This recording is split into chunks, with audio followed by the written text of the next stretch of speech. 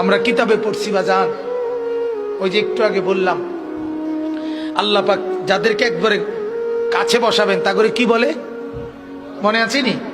নবীজি বলছে আনা মিনাল মুকাররাবিন।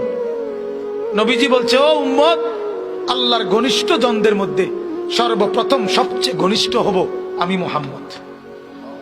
হাসরের ময়দানে মাওলা আমার জন্য আল্লাহ তার সিংহাসনের পাশে আবার আমার জন্য আসন নির্ধারণ করবেন, বসে বসে আল্লাহর নবীকে আল্লাহ তাআলা বলবেন বন্ধু এই আসনে বসেন।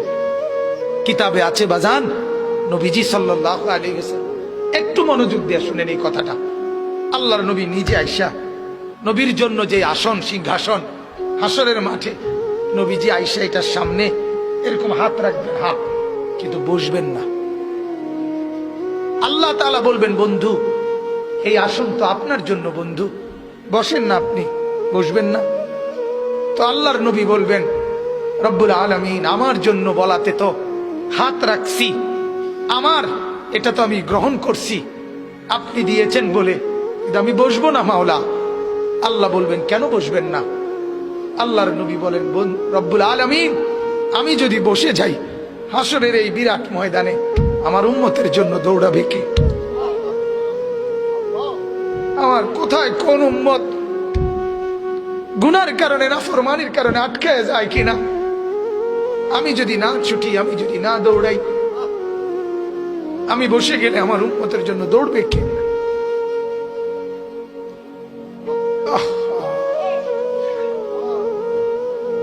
না বাপ,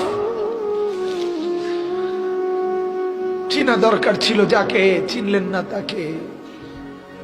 হায় যুবক, বন্ধুকে চিনলা না, দুশ্মনকেই বন্ধু বানাইলা, দুশ্মনকেই বন্ধু বানাইলা। আপন বন্ধু যিনি তাকে চিনলা না, দুশ্মনকেই গ্রহণ করলা। চেহারায়, সুরতে, চলনে বলনে, আচারে উচ্চারণে বেঈমান যেভাবে সাজায় দেয় তুমি তাকেই গ্রহণ করলা যে তোমার বন্ধু। কি কথা এটা নবী কেমনে বললেন? আরে আরো শুনেন মিয়া, হাদিসে আছে আল্লাহ তাআলা জিবরাইল ফেরেশতাদেরকে পাঠাবেন আমার বন্ধুকে কবর থেকে প্রথম হাসরের ময়দানের জন্য তোলো। তখন জিবরাইল আলাইহিস সালাম, মিকাইল, ইসরাফিল, আজরাইল, চার ফেরেশতা মদিনার রওজায় নবীর কবরের সামনে আসবে। আর ফেরেশতারা একজন আরেকজনকে বলবে তুমি ডাকো নবীকে। সবাই বলবে না, শেষ পর্যন্ত বলবে জিবরাইল তোমার সাথে নবীর মহব্বত বেশি, তুমি বেশি আসছিলা গেছিলা দুনিয়াতে, তুমি ডাক দাও, আমরা সাহসে কুলায় না। জিবরাইল তখন ডাক দিবি ইয়া রাসূলুল্লাহ আপনি ওঠেন, হাসরের ময়দানের জন্য আপনি দাঁড়ান।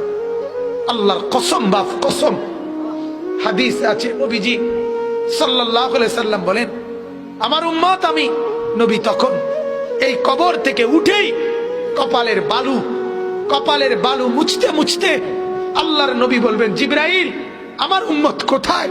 আমাকে নেওয়ার জন্য আসে নাই নাকি তারা জাহান্নামে চলে গেছে? জিবরাইল তখন চোখের পানি ফেলে বলবেন না ইয়া রাসূলুল্লাহ, এখনো কেউ কবর থেকে উঠে নাই, কাউকে আল্লাহ এখনো উঠায় নাই, আপনি উঠলে এরপরে সবাই উঠবে। উঠেই নবী বলছে হায় আমার উম্মত কই? আমার উম্মত আমারে নিতে আসলো না। ওই যে এয়ারপোর্টে আমরা মাদ্রাসায় দেখি এই ভুক্তভোগী আমরা মাদ্রাসার ছোট ছোট ছেলে পড়ে যে আমার মাদ্রাসা, প্রায় মায়েরা বাচ্চাদের মা ছুটি নিতে আসে।